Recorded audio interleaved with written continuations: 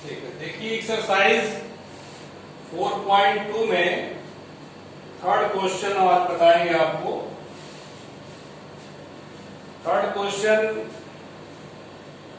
ऐसी दो संख्याएं ज्ञात कीजिए जिनका योग 27 हो और गुणनफल 182 हो।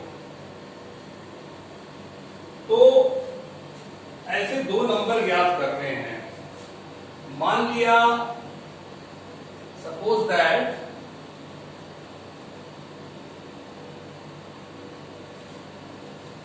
एक संख्या x है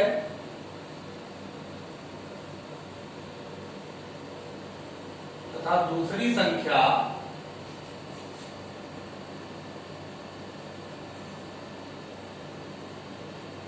सत्ताईस माइनस x हो जाएगी, क्योंकि दो संख्याओं का योगफल 27 है। दोनों को जोड़िएगा 27 आएगा। एक संख्या x है, दूसरी 27 माइनस x होगी। यह है, इनका गुणनफल 182 दे रहे हैं। अकॉर्डिंग टू क्वेश्चन माने प्रश्नानुसार इनका प्रोडक्ट, गुणनफल के प्रोडक्ट, इनका गुणनफल जो दे रहे हैं 727 माइनस x बराबर कितना दे रहे हैं 182। इसका मल्टीप्लिकेशन कराएं, 27x minus x square minus 182, तो minus x square minus plus 27x minus 182 बराबर 0, इक्वल टू 0। इसमें माइनस से मल्टीप्लाई कर दीजिए both side.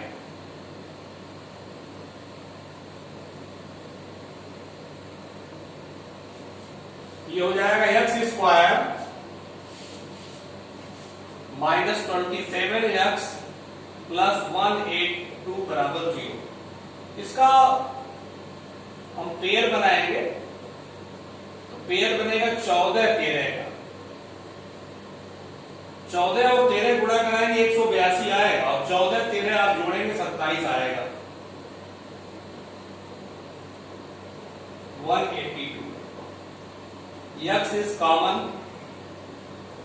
minus 13 common, x minus 14 common हो जाएगा, x माइनस 13 इक्वल टू 0।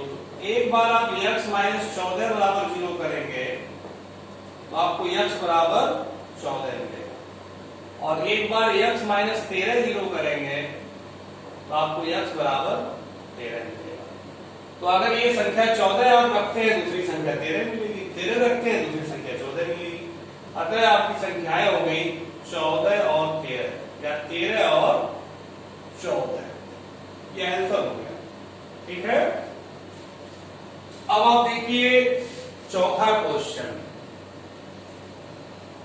4.2 का फोर्थ क्वेश्चन कह रहा है कि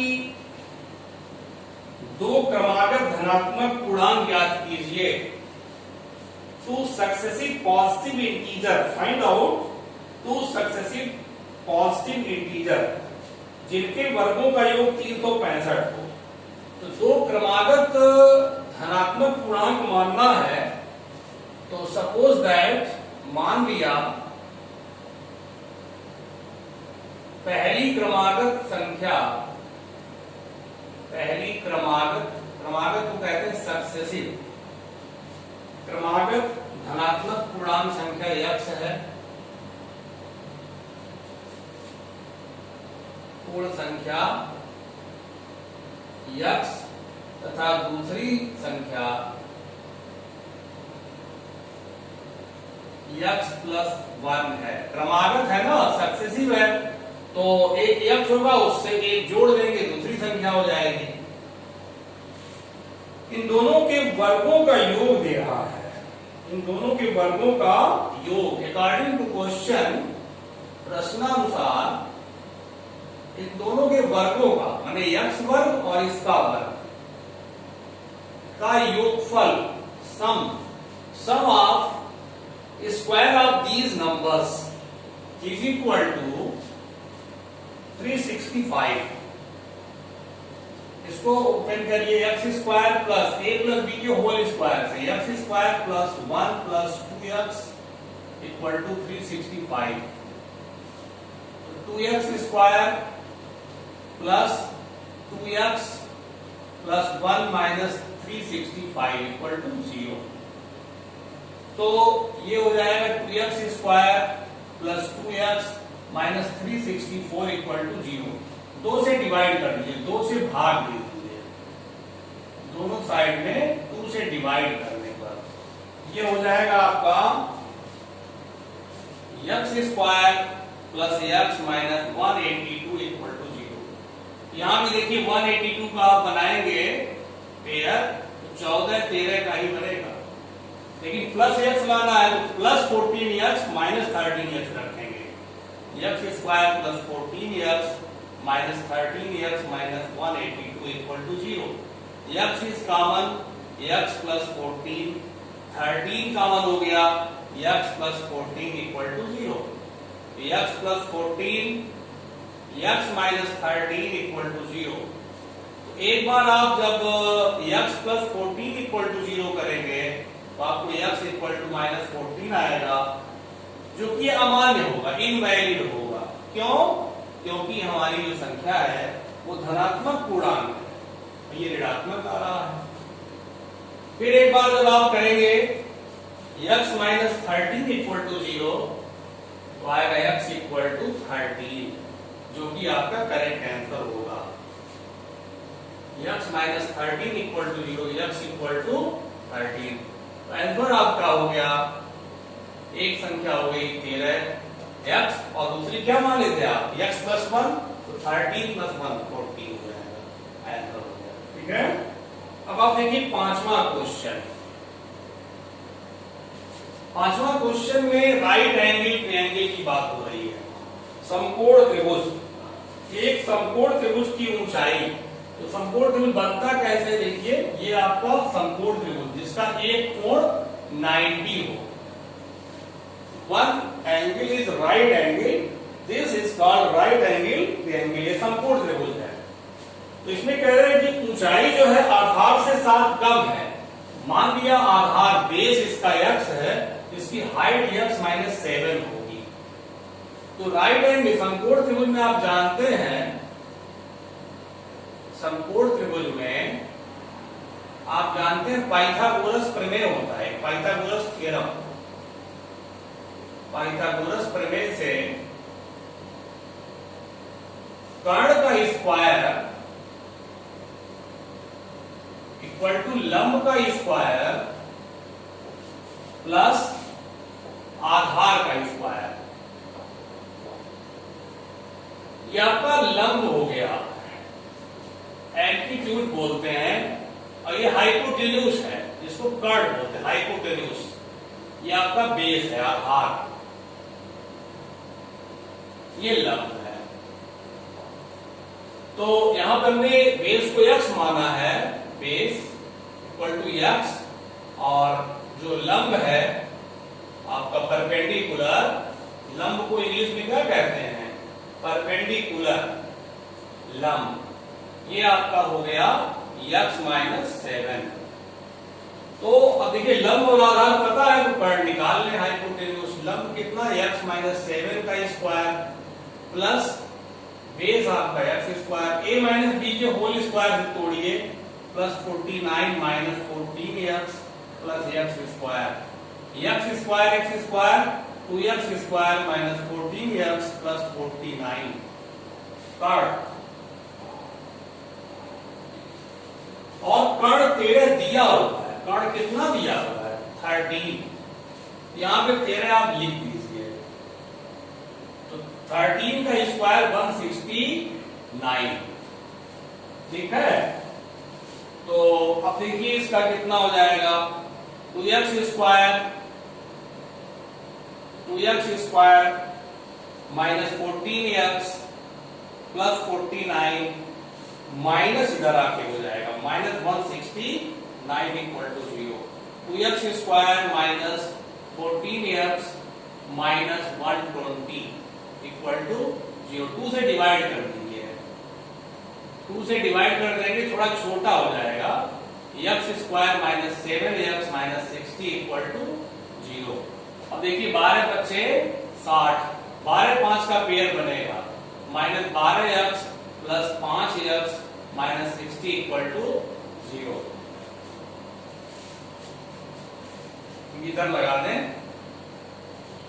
तो x कॉमन हो जाएगा, x माइनस 12 प्लस 5 कॉमन हो जाएगा, x minus 12 equal to 0। x minus 12 x plus 5 equal to 0। If x minus 12 equal to 0, x equal to 12। If x plus 5 equal to 0, x equal to minus 5। ये अमान्य हो गया, invalid हो गया, क्योंकि कोई भी जो साइड होती है ऋणात्मक नहीं होती है। x 12 आ गया, इसका मतलब बेस जो हो गया, आधार 12 हो गया, और जो हाइट हो गई x माइनस 7 है ना, तो 12 minus 7 equal to 12 minus 7 equal to 5। ठीक है, मीटर में दिए, सेंटीमीटर में दिए तो सब सेंटीमीटर लिख दीजिए, सेंटीमीटर। ओके, तो ये आपका हो गया 5वां क्वेश्चन। अब देखिए 6वां क्वेश्चन, ध्यान से। अगर कोई चीज आपको समझ में थोड़ा कम आएगा, कहीं पे किसी पॉइंट पे नहीं समझ आएगा, तो आप कमेंट में लिख सकते हैं, उसको हम अगली वीडियो में आपको फिर दोबारा समझा के भेज देंगे। ठीक है, कोई बात अगर समझ में नहीं आती है तो आप कमेंट में लिख सकते हैं। 6वां देखिए, कह रहा है कि एक कुटीर उद्योग है जो एक दिन में कुछ बर्तनों का निर्माण करता है। एक कुटीर उद्योग है जो एक दिन में कुछ बर्तनों का निर्माण करता है। वह एक विशेष दिन यह देखा गया कि प्रत्येक नग की निर्माण लागत उस दिन के निर्माण किए बर्तनों की संख्या के दुगने से 3 अधिक थी। यदि उस दिन कुल निर्माण लागत 90 रुपए थी, तो निर्मित बर्तनों की संख्या और प्रत्येक नग की लागत ज्ञात कीजिए। देखिए, इसमें कह रहा है कि एक कोई कुटीर उद्योग है जो बर्तन बनाती है, तो वो मान लीजिए एक दिन में x बर्तन बनाती है। इसका कहना है कितने बर्तन बनाती है, तो मान लिया कुटीर उद्योग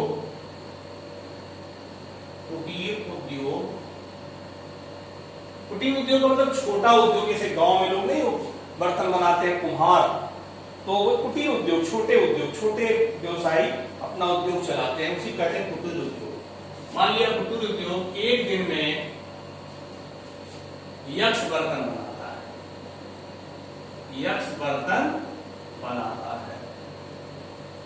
कुटीर उद्योग समझ में आ गया। जैसे गांव में कुम्हार लोग बर्तन बनाते हैं ना, खिलौना बनाते हैं मिट्टी का, तो छोटे स्तर पर वही कुटीर उद्योग है। तो इनका ये कहना है कि एक दिन में जितना बर्तन बनता है, तो एक बर्तन की कीमत जो है वो एक दिन में बनने वाले बर्तनों की संख्या के दुगने से 3 अधिक।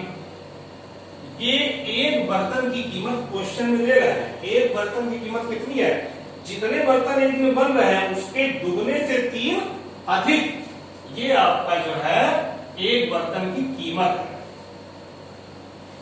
तो कुल कीमत जो है, एक दिन में जो बर्तन बन रहा है उसकी कुल लागत कितनी है, 90 रुपए है। अब देखिए 90 रुपए कुल लागत हो गई। अब देखिए एक उदाहरण है आपको, एक बर्तन कीमत मानिए 5 रुपया है और 5 रुपया है, और बन रहा है 20 बर्तन, तो एक बर्तन की कीमत 5 रुपया, कुल कितनी कीमत हो जाएगी, 20 2500, दोनों गुणा करा देंगे। मतलब कुल बर्तनों की संख्या और मूल्य का गुणा करा देंगे। तो बर्तनों संख्या कितनी है, x, तो एक बर्तन कीमत 2 तो दोनों का गुणा होगा तो कुल मूल्य आ जाएगा। समझ बात आई। जैसे कुल बर्तनों संख्या 20 है और एक बर्तन कीमत 5 है, तो कुल मूल्य कितना होगा, दोनों का गुणा कराएंगे ना। उसी प्रकार से कुल बर्तन है x और एक बर्तन कीमत इतनी, दोनों का गुणा कराएंगे, तब आपका जो है कुल कीमत आ जाएगी। 2x² प्लस 3x माइनस 90 बराबर 0। तो इसका फैक्टराइजेशन करें, 15 और 12 का होगा 90 गुणे 3 बराबर 2, 90 गुणे 2 बराबर 180, लेकिन 90 गुणे 2 बराबर 180, 180 का बनेगा 15 12 pair, 2x² plus 15x minus 12x minus 90 बराबर 0। क्या कॉमन है? फर्स्ट पेयर में क्या कॉमन है? x बनेगा 2x धन 15 माइनस 6 कॉमन है, 2x धन 15 बराबर 0। तो 2x धन 15 तो x माइनस 6 बराबर 0। तो 2x धन 15 बराबर 0 जब करोगे तो 2x बराबर माइनस 15 आएगा, x बराबर माइनस 15 बटे 2 आएगा, जो कि अमान्य होगा। क्यों? क्योंकि बर्तनों की संख्या माइनस में कैसे होगी, कुछ तो बर्तन बनेगा। अब x माइनस 6 बराबर 0 करोगे तो x बराबर 6 आएगा, यही आपका x बराबर 6 आ गया आंसर। इसका मतलब जो छोटा उद्योग है वो एक दिन में कितना बर्तन बनाता है? 6 बर्तन। तो आप आंसर ऐसे लिखेंगे, आंसर को इस तरह लिखेंगे आप, आता है कुटीर उद्योग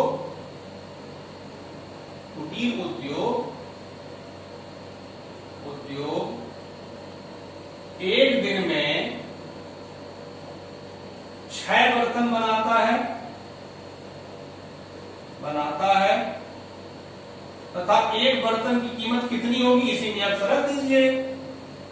एक बर्तन की कीमत 2x धन 3 है ना, इसी में आप 6 रख दीजिए।